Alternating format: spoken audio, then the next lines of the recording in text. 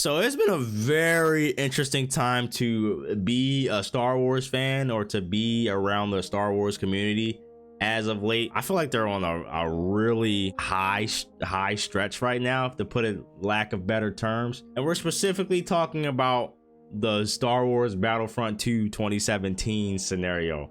The resurgence has been crazy. I think at the time of the recording, the 26th, they like broke the peak for Steam like 3 times. I think last time I checked it was at like 18K. It might not go higher than that, but even still, breaking that not once, not twice, I think, but 3 times. Crazy. And I kind of want to just make a video sort of talking about like why this resurgence is like actually bigger than what we all might think it is for multiple reasons. So let's kind of break it down. Starting off first here, let's do, you know, quick little recap, right? So obviously we all, if you watch this video, you kind of know what's happened. If not, hey, 2017 Star Wars Battlefront 2 came out. Very hype marketing lead up. I mean, it's Star Wars, come on. Very hype marketing lead up. Game drops and the launch was pretty ass, to say the least. We were still in like the loot box craze of gaming, so a lot of that, a lot of pay to win stuff where it was like, oh dude, I don't even know like the metrics off the top of my head, but it was like, you know, you could, because they had like the whole star card system or like character unlock system, and it was like, hey, you could give us 10, 15 bucks, 20 bucks to unlock Darth Vader and some of the star card abilities that he has, or you could play for 6,000 hours and unlock them that way. Huh?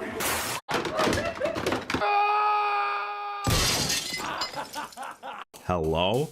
And then essentially the internet blew up, dragging the ever-living fuck out of that game. Rightly so, because there was a lot of just like grubby monetization bullshit. I mean, it's an EA game, so you know how it goes. But a lot of grubby monetization bullshit that just got in the way of like playing a kick-ass Star Wars game, right? And then time went on, and then there was like an eventual like turnaround of the game. EA took out a lot of the pay-to-win stuff, revamped like a lot of the progression systems, made it really easy for you to like get new characters, get star cards, stuff like that. And the game kind of found like a new spark, like on like the back half of the life cycle. And then we got like a bunch of new updates and things of that nature. I don't remember like all of them verbatim, but like we just got new things over time that added some new life into the game.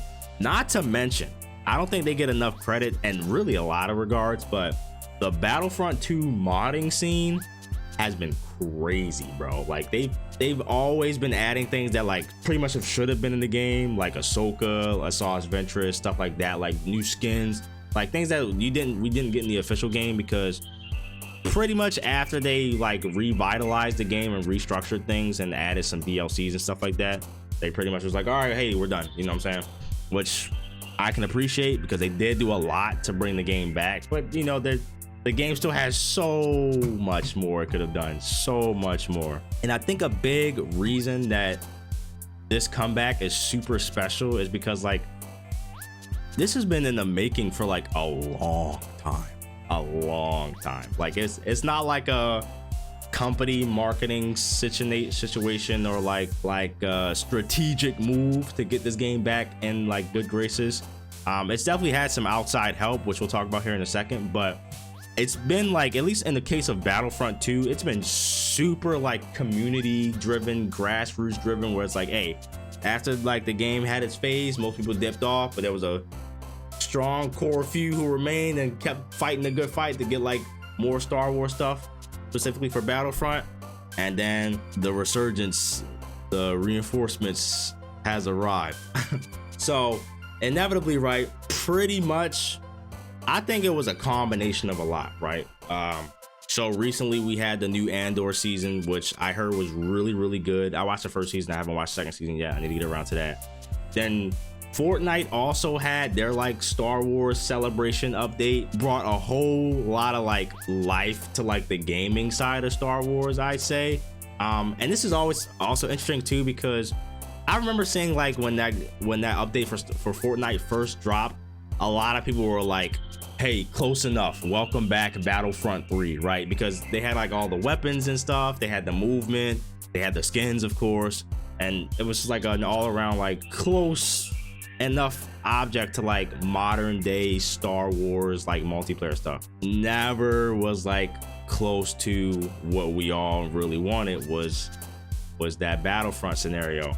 And this is where I kind of get lost on how it like really happens. But like before we know it, we started to see like a small resurgence of players like start to fill up lobbies again for like Battlefront 2, like Galactic Assault, Heroes versus. It was really Heroes versus Villains and Galactic Assault that like I was like, whoa, this might be going somewhere, right? Because usually Heroes versus Villains, you play like the same like 8 to 12 people. It was like super For Honor coded, where it was like, I've seen your gamer tag like 3 times today, but it's whatever, right? And then obviously like there was a lot of people who played Supremacy still. That was like the only mode you could play really.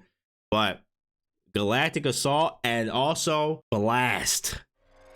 Like I love Blast, but Battlefront 2 died for me when I couldn't find consistent Blast games. I started to find consistent Blast games, no wait time. I was like, oh yeah, this is, we got something special for this one. So I think it was just like a really lightning in a bottle moment that we're still pretty much riding out here. And again, I think why this is so strong, because like this kind of makes me a little sad, but like we've seen like resurgences happen like in like Titanfall 2 scenario where it's like, hey, you know, everybody jumps back on for like a month or whatever, or a couple weeks, and then it kind of goes back down to like the flatlined like cult following player count, right? But I mean, we're still kind of in that honeymoon phase of the resurgence for Battlefront 2, and by the time this video come out, and a week later, it could be right back down to where we're at. But for right now, it seems very different. It seems like it has a lot of steam and a lot of backing behind it on multiple fronts. Again, we had the Andor show. The Andor show was really good. We had Star Wars Celebration, like May the 4th be with you, all that stuff was solid good. Fortnite update, obviously Fortnite is like still one of the biggest games on the planet. Well, the Star Wars update, really good. Also snippet in there with the like AI Darth Vader shit that couldn't have only done anything but like add to like, yo, Star Wars is funny as fuck, right?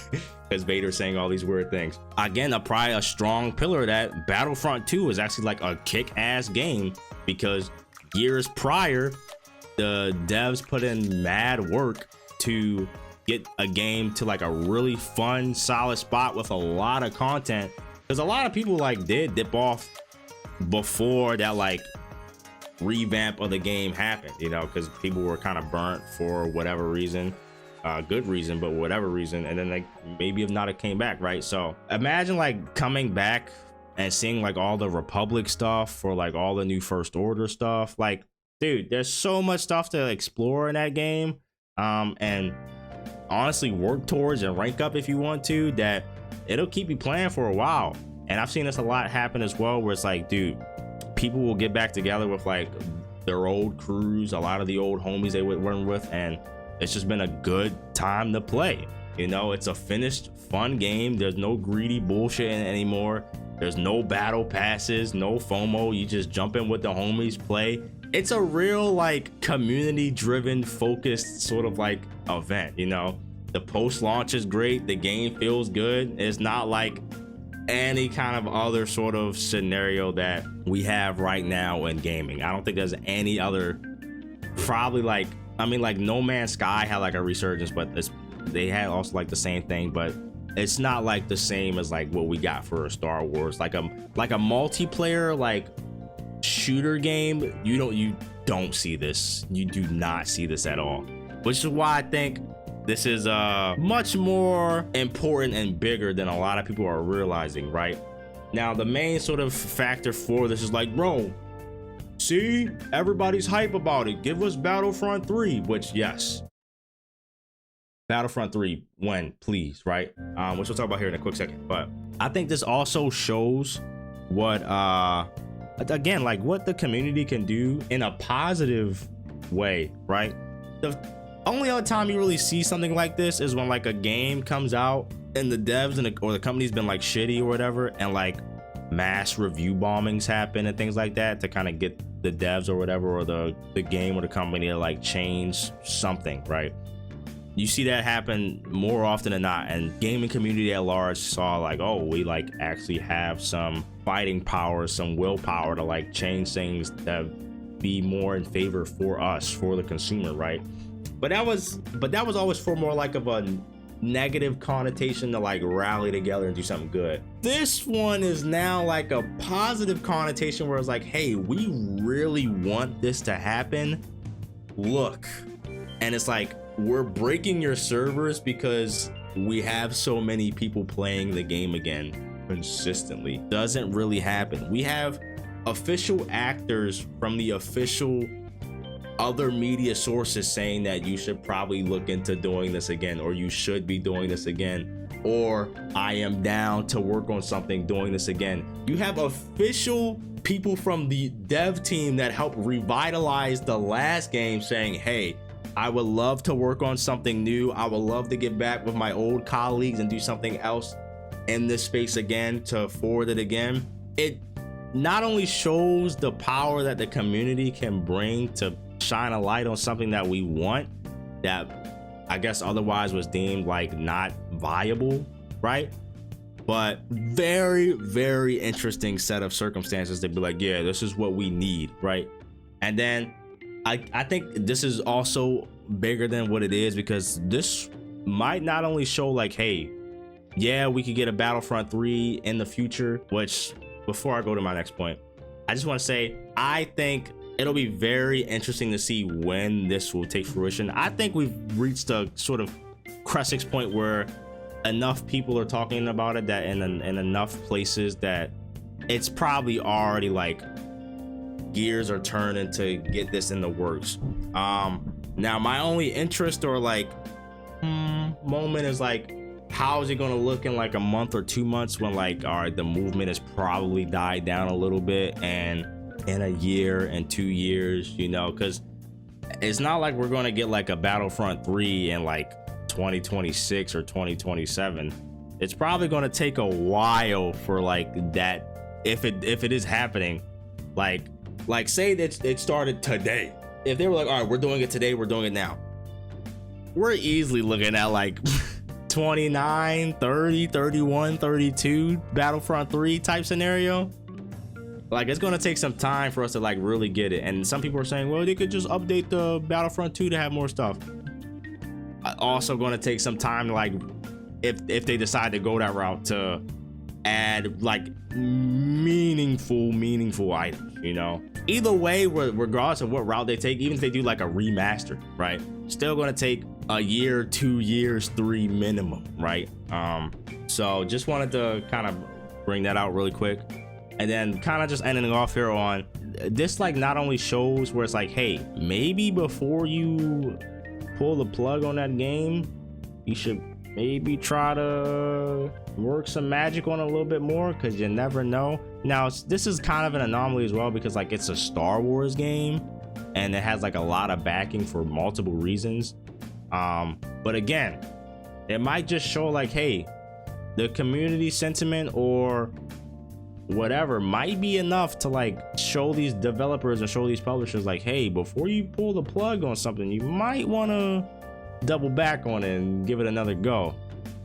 Or, you know, studios might look at more options and like mod support. I think we've seen like I forget what like the studio is for Armor Reforged, but like they just dropped mod support on PlayStation. That's like a super big move for console gamers, because like, you don't, like, outside of like Fallout and Skyrim, you don't get mods, you know, and mods do so much to add to the longevity of a game post official support. Again, looking at like Skyrim, yeah, that game's been like re-released a bunch, but that game is so popular and so good because pretty much like every 6 months there's like a new kick-ass mod for the game to like help you replay the game in a way that is just, you wouldn't be able to officially otherwise, right? Yeah, so it's just a very interesting time period to be like a gaming fan and really a Star Wars fan, because this like revitalizing Battlefront 2, give us Battlefront 3 movement, shines a light on a lot of different aspects of gaming that I think is just super